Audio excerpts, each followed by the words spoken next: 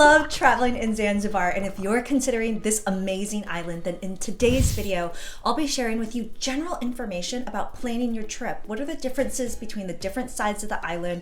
What is there to do? Where should you stay? Things to consider. And if you're new here, welcome! I'm Christine with Where in the World to CL, and I make travel videos every week to help you get up, get out, and go travel. So if you like to travel, consider subscribing. Let's dive in.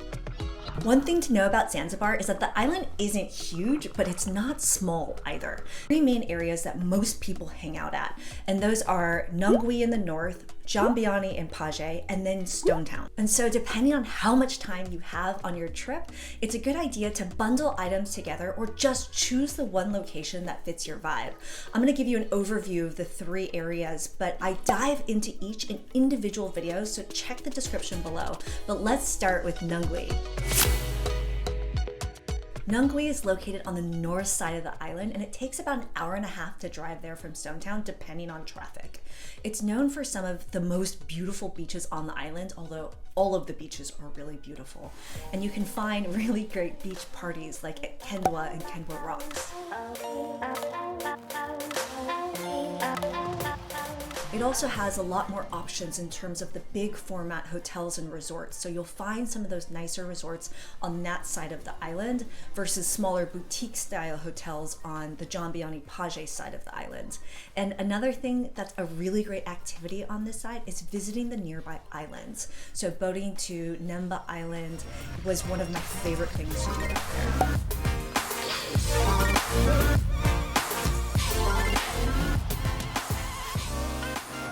And if you're like me and you like to jump in the water to scuba dive, it's also the side of the island you might want to choose that activity.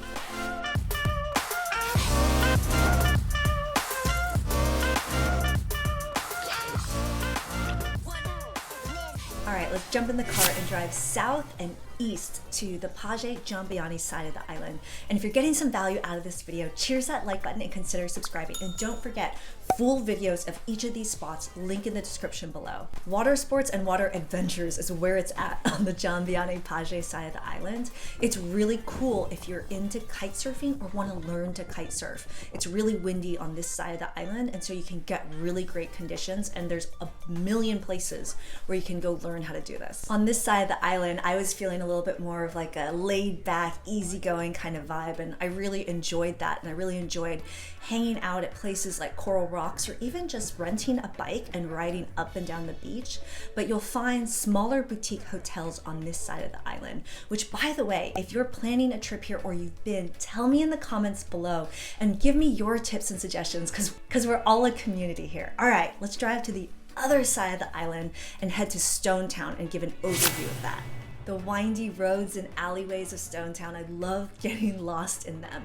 It's a place with so much history and culture and really beautiful to visit. But Stone Town is where you are coming into. So if you're flying into Zanzibar or taking a boat over, you're coming into Stone Town, and this is your jumping off point to the other parts of the island.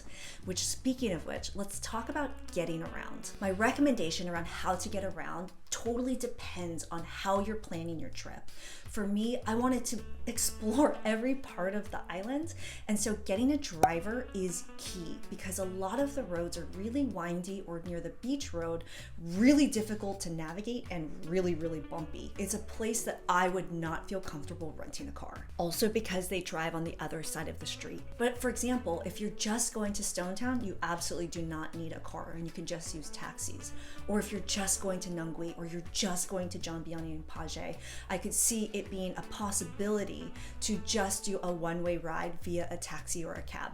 And if that's the case for you, once you get to one of those destinations, getting around within those destinations, depending on where you stay, might require taking additional taxis. In other words, both Nungwi and Jambiani Paje are large enough that getting around might be difficult if you're trying to do it on foot. It's not impossible, but they're not necessarily areas that are super fun to walk around in. So just something to consider as you're planning your trip. Let's talk about a few things I wish I knew, because I try to do as much research on these trips as possible, and I try really hard to make the video that I wish I got to see before I traveled there, and make sure you add your tips below. I wish I brought water shoes. In other words, I have sandals that stick to my feet, but water shoes are actually really important here because one of the beautiful things about Zanzibar are the extreme tides that come in and out. But it also means that there's a lot of sea urchins in the water, and stepping on one could potentially ruin your vacation. So wearing shoes in the water is super important. So bring sandals that stay on your feet or water shoes. Another thing I wish I knew it was going to be island life, but I didn't realize that when they're saying of pole pole, which translates to slowly, slowly, they really do live the island life and things take forever around the island.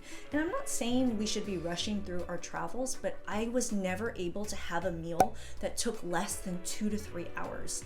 And so just something to plan in is that things are pretty slow over there, and I don't know, maybe it's time to try that street food because that'll be quicker, especially if you're hangry. Next. Here's a tip about staying connected in Zanzibar. If you are traveling around Tanzania, if you get a SIM card on the mainland, you might want to get a separate SIM card from a place like Zantel, for example, for Zanzibar. And then when you go back to the mainland, use that SIM card. The connection will be significantly better and faster if you get a SIM card on the island. Something I loved about Zanzibar, I had no idea that the weather would be so amazing. I was traveling there for a long time in January and February 2021, and it rained 1/2 afternoon, and that's it. I got amazing weather. So know that March through May is their rainy season, and maybe consider other dates if you're traveling during that time frame. Whew, sunny days ahead. I really enjoyed making this video. Cheers that like button if you haven't already. I have other Zanzibar info on my Instagram. Make sure you check out the whole playlist below, and I'll see ya in the next adventure. Ciao.